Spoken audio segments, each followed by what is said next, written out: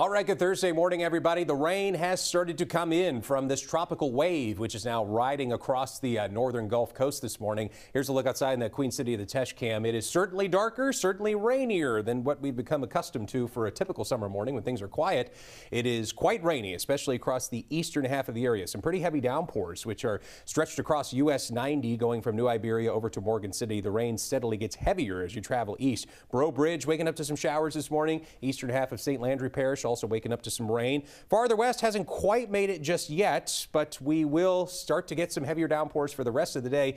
That's about where that area of low pressure is centered, right there, just offshore of the Mississippi Gulf Coast. And that is going to be slowly tracking east over the next day and a half or so, bringing us a lot of heavy rain that we've been talking about. The chances of actual development, whether or not this turns into a depression or storm, those chances have gone down, actually. So it's less likely now that it actually becomes a depression or a storm. But at this point, it really doesn't matter. It's sort of a footnote for us. The flood threat is going to be there no matter what it actually becomes, because what we're essentially dealing with is a huge blob of tropical moisture, really deep moisture in place. This is a product called precipitable water. It shows you the total amount of moisture throughout the entire column of the atmosphere, and there's going to be a lot of it. And that's why the flood threat is so high for the next day and a half to 2 days. We will be dealing with waves of really heavy rain for the rest of the day today, most of the day Friday as well.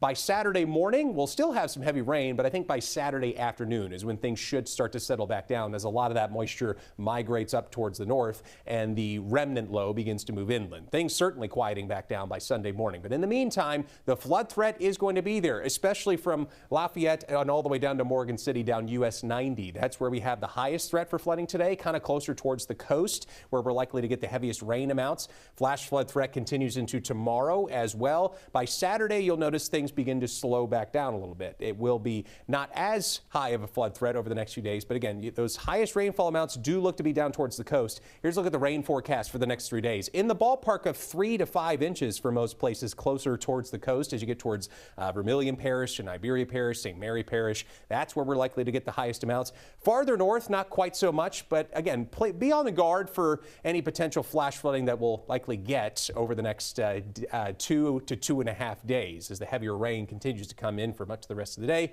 Also be careful on the roads. Anytime you have ponding on the roads, always remember, turn around, don't drown. There's that area of low pressure likely passing through late tonight into early tomorrow morning. But even into tomorrow, once it's past us towards the west, it's still going to be bringing some heavier rain our way into tomorrow. Again, things quiet back down by Sunday. Those will just be pop-up summer thunderstorms that we see Sunday. Certainly quieter Monday, Tuesday next week with more sunshine and highs back up into the lower 90s.